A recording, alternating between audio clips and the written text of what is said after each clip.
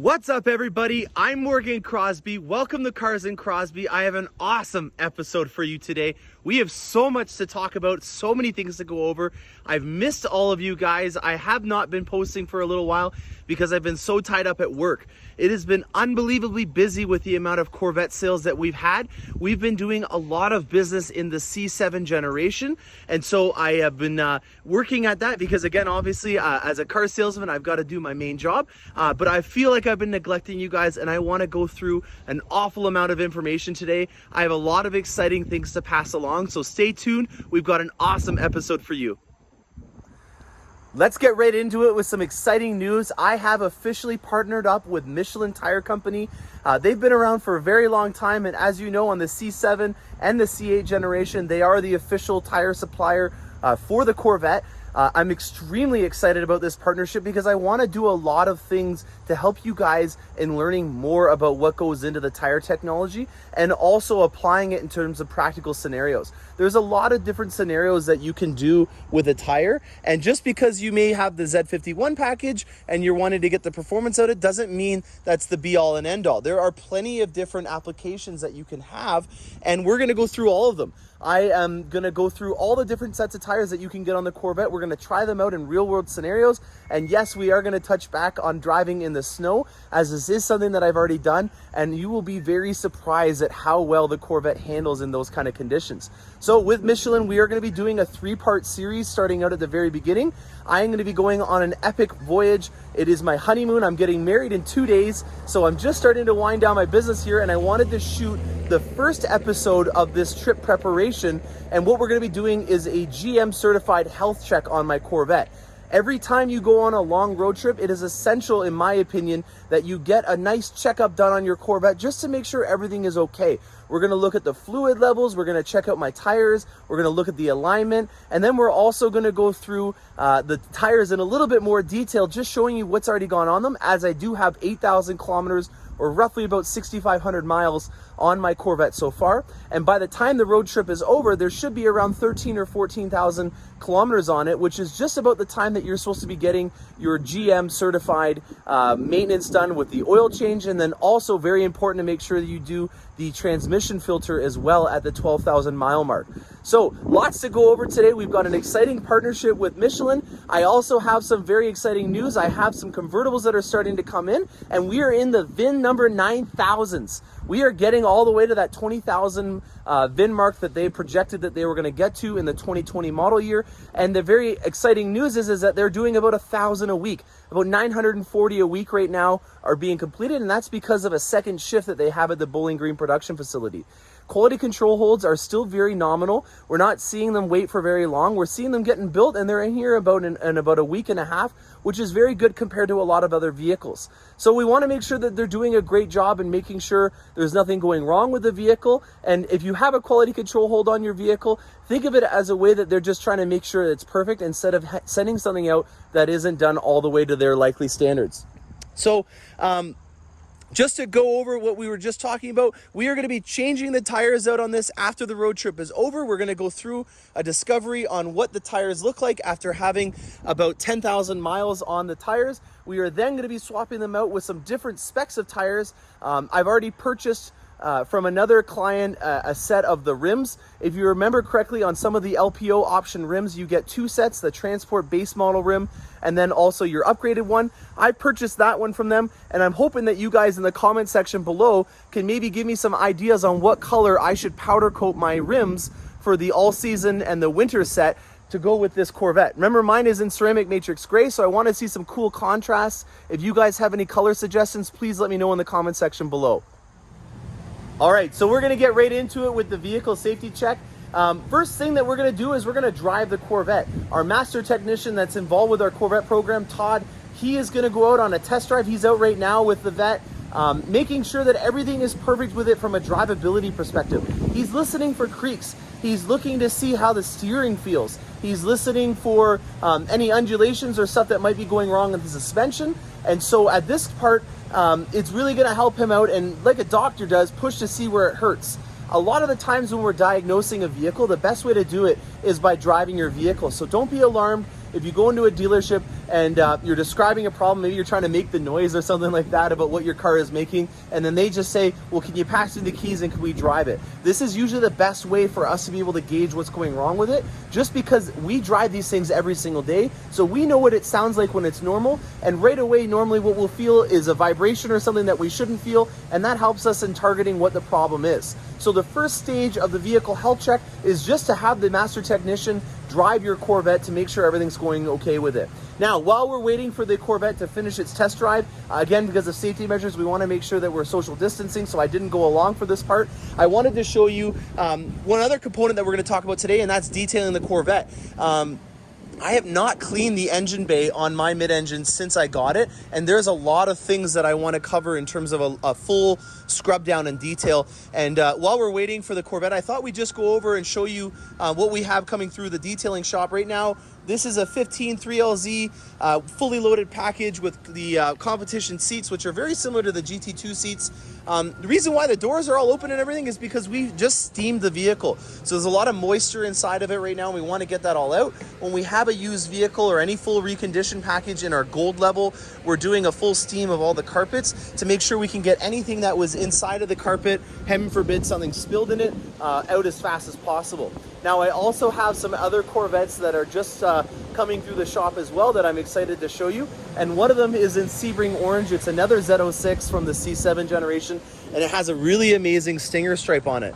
This is one of my favorite little accent pieces that helps break up such an amazing sharp color. The Sebring Orange is a metallic color. It's got a lot of pop to it, and I feel that when you have the Jake logo stinger stripe, it really helps out in giving it that contrast, as well as also having a transparent top, which is black or very close to being black. It helps out quite a bit with making the vehicle contrast, and that's one of the big things that I like to do when I'm designing a vehicle. I didn't personally design this one. I purchased it used.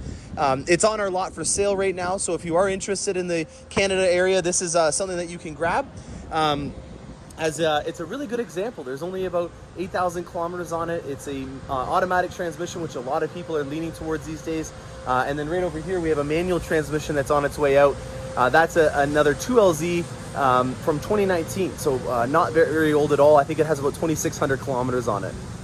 There she is coming back from her test drive. Okay, so Todd has just finished doing his initial test drive. We're going to do one at the very end just to make sure everything's okay as well. We've got the back hatch open just to let it cool off a bit.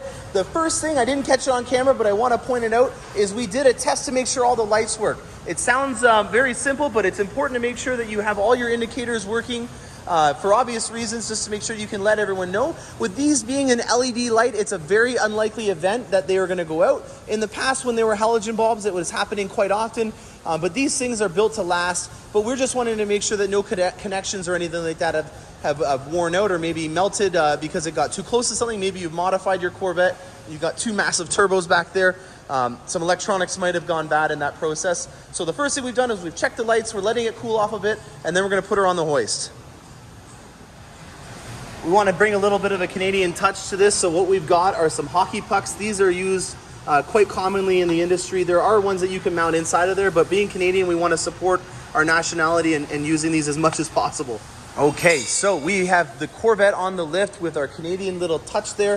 One of the things that I didn't mention before is that we slightly lifted it off the hoist and just inspected the mounting points before we lifted it any higher. What we're trying to do is make sure that the lifting points are in the proper place, but more importantly, make sure that the Corvette is balanced. I'm sure you guys have all seen the incident that happened in Florida with that one C8 Corvette that fell off the hoist. With all the weight being in the back of the vehicle now, I'm sure the technician forgot that and was maybe thinking that he was working on a C7. There's a 60% bias in the rear, so we wanted to make sure that we compensate for that, and we're wanting to make sure that we properly balanced it. We've obviously done a great job. We've lifted it up a little bit higher, and now we're going to inspect the tires. This is the first time that I've seen them off of the Vette since we've been driving on him, and I'm interested to see how they look like, because we're going to be making sure that there's no nails, no surprises in them, because when you're driving on a vehicle where you're going long distances, especially when it's a run flat tire like this, you're wanting to make sure that you cover all your bases, because it's a very difficult process to make sure that you can get a replacement tire when it's so specific to this vehicle. It's not like you can just go to any store, especially if you're in a remote area, and just get a replacement tire. So the more that we can do to make sure that there's nothing on the tire that's going to be an issue before we go on the trip, the better your chances are of having no unexpected issues when you're on that trip. Okay, so the tires are off. Let's go through some discovery on these and pick apart some things that we've found on them. First things first, you'll notice that I've written rear right and all the indicators around them on which tires they came from, and we are going to be rotating them. A lot of people say you don't need to do that, especially because they're offset rims, but yes you do, and I'm going to show you why that is. If you look at this rear tire, you'll notice that there is quite a bit of marbling and use on the outside of this rear right one.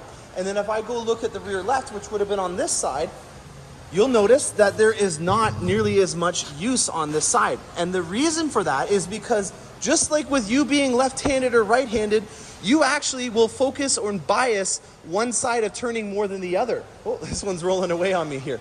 What I mean by that is that you might actually favor turning harder to the left on a corner than you do more to the right.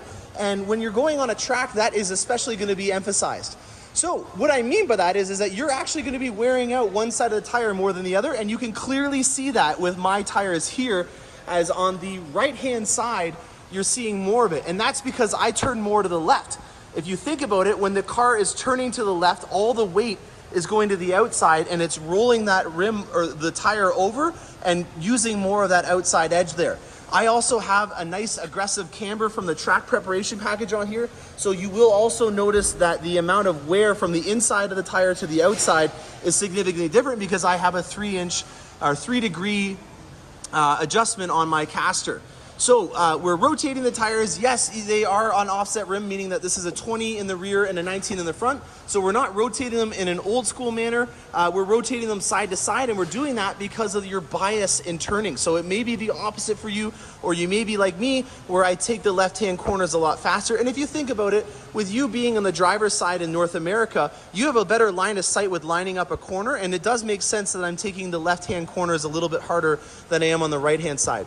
I've gone through each of these tires, making sure that there's no nails or anything inside of them, and then we're also going to road force these before we put them back on. I'm going to pass these on to the detail team now, just so that they can get inside of the rim a lot easier.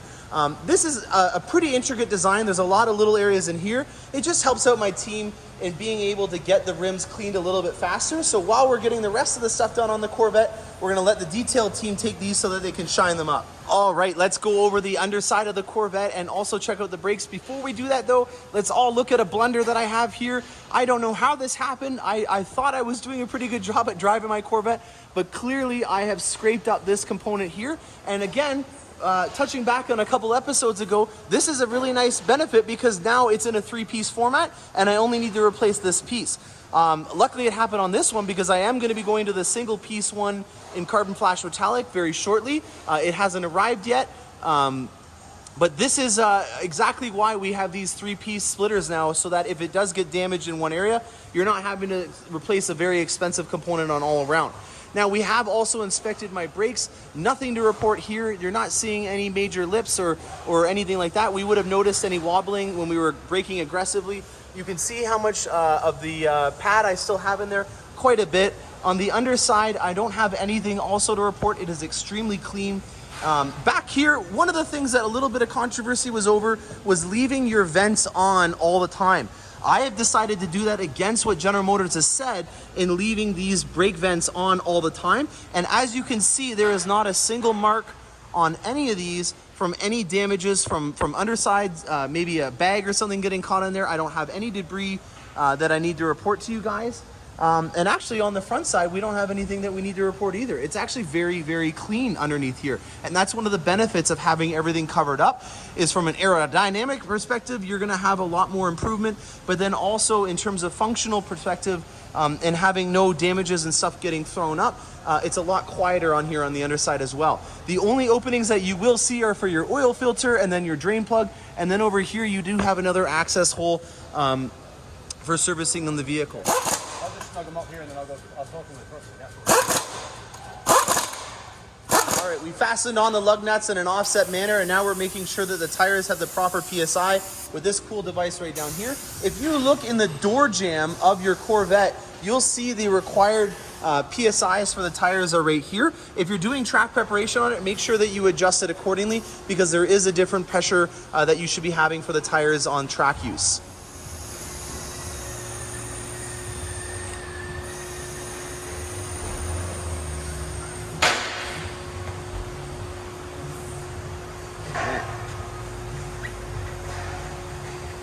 All right, so we're applying 140 foot-pound of torque to these lug nuts, or 190 Newton meters, to make sure that these babies are all lined up perfectly. When we're doing that test drive after the inspection is done, this is a very important thing that we're checking. We're going to make sure that we drive the vehicle a little bit, and then we're going to double check that these lug nuts haven't loosened up anything. So that's one of the main reasons why we're going to do a secondary test drive on the Corvette after we've done all the work, just to make sure that everything is nice and snug so that there's no loose lug nuts that happen to come loose while you're driving. All right, so we're gonna check the fluid levels, but before we do that, if you are using a ramp system to lift up your Corvette over the arms, you wanna make sure that you take it off of the front lift before you do that, because the fluid levels will not be accurate if it is on an incline. Now, we are checking the dipstick oil fluid levels with it running. As you can see, we're a little short right now, and that's because there is oil that ends up getting used. We have 8,000 kilometers on here, so it's almost ready for its first oil change. We're gonna add a full liter. How much do you think we're gonna add here? About 1.5 liters. But a quart and a half we're gonna be adding to this. We're gonna let it run for a little bit longer to make sure that all the levels are good, and then we're gonna check it again before we close it all back up. So just through experience, our master technicians have kind of got an idea of what the actual oil levels will be. It's never actually what it says on the specified GM owner's manual. You'll see that after we've added a quart and a half, we're right on the money, and that's awesome. One of the things that we learned through doing the second road test is that the oil levels do change from the dry sump system from the time that you fill up the oil, let it idle and check it, to going out on the road and actually using it. So one of the other things that we're going to be checking on that secondary test drive is making sure that the oil levels have not changed after we've topped it up. This is a new engine, so it's not unsurprising to see the amount of oil that's been used in it. There's a lot of things that are going on during the break-in process. If you have to add oil to your vehicle, that does not mean that you have an oil leak. If you have white smoke coming out of your Corvette, then that definitely does. But if you do have to add some oil to your Corvette on the checkup, that's not out of the ordinary, so don't be alarmed in any way. All right, so we've been letting her sit for a couple minutes. We're just gonna make sure that the fluids are all at the correct level before we go on our test drive. When we come back from the road trip, we'll have about 20,000 miles on the vehicle. And when you do that, you are gonna be looking at your air filter, and then also your transmission filter is gonna be changed at the time that you do your first oil change. So when we open this up to get to the transmission, we're also gonna inspect that air filter in there just to save some time and making sure that everything is up to spec. Okay, so we have finished the health check on my Corvette. We did the secondary test drive and then retightened all the lug nuts. Everything was good to go. We did not see any issues. I hope you guys learned some stuff about the tires and rotating them, as well as just the use after 8,117 kilometers on my Corvette. Good amount of tread that is still left on there. I definitely am happy with the amount that I have for this road trip up ahead of me. We're going to be taking about a 2,800 kilometer road trip. There will be some off trips, so it may be a little bit longer than that, and I'm going to go into further detail about that in the second episode. We're now going to head to a place to get some decals put on the back of the Corvette, and then I'm going to go over a summary of what we did in the detailing process as well. All right, I am here at Auto Trim Design, and we're going to be putting a nice little finishing touch on the Corvette. We've just finished detailing it, and Andrew here from Auto Trim Design is just getting ready to put a nice little template on the back of the Corvette. Andrew, what do we got going on here?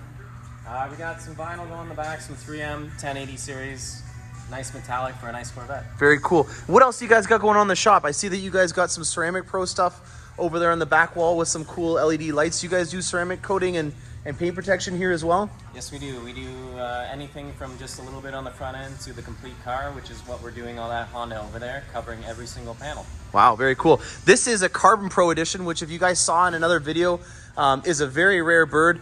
The entire bed of this vehicle is actually made out of a carbon fiber composite from General Motors in the factory. I think that is just absolutely remarkable, and there's a lot of detail in these vehicles, even from the badging having a little carbon fiber logo in it. It's very important to have nice lighting when you're working on protection film, and it's nice to see a very cool setup just like this, and that if you get your vehicle done in this London area, you know that you've got a good reliable source to get the job done properly. This is the exact type of layout that you want to see when you're going into a trim shop, just because there's a lot of little bubbles that they may have to take out. And so if they do see a bubble, they can use a little syringe like up you see here to take it out, because they've got quite nice lights to be able to take that out with.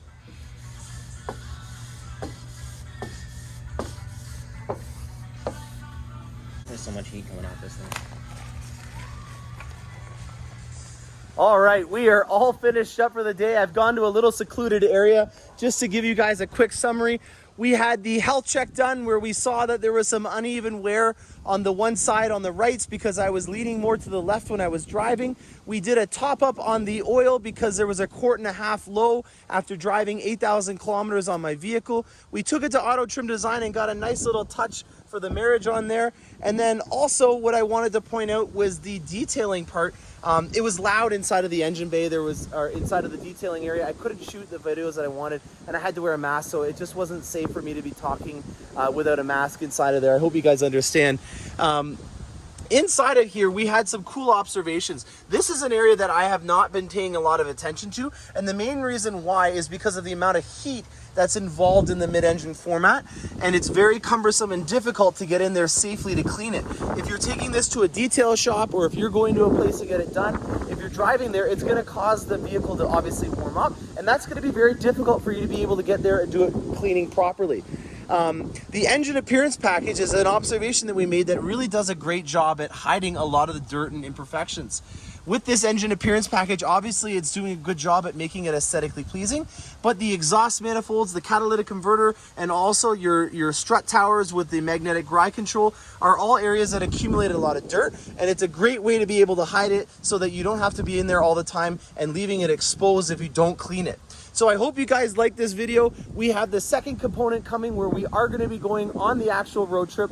This whole series is geared towards making sure that you guys get out there on the open road and take advantage of your Corvette if you haven't already done so. I think it's an amazing asset to be able to take one of these on the open road, and I want to make sure that you can see that just because you have a Corvette doesn't mean you have to experience it by yourself. You can take a loved one, a spouse, a friend, or even with a group of other Corvettes to some amazing locations. There's a lot of amazing Corvette clubs in and around North America that you can join up to if you're not comfortable going on a road trip on your own yet. This video series again is just made to be something to promote you guys from getting out on the road, and I hope that this is something that you guys enjoy. If you guys have any comments that you guys want to make about where I should go or some things along the way in Quebec, please don't hesitate to do so. I'm Morgan Crosbie. Thank you so much for watching, and happy motoring.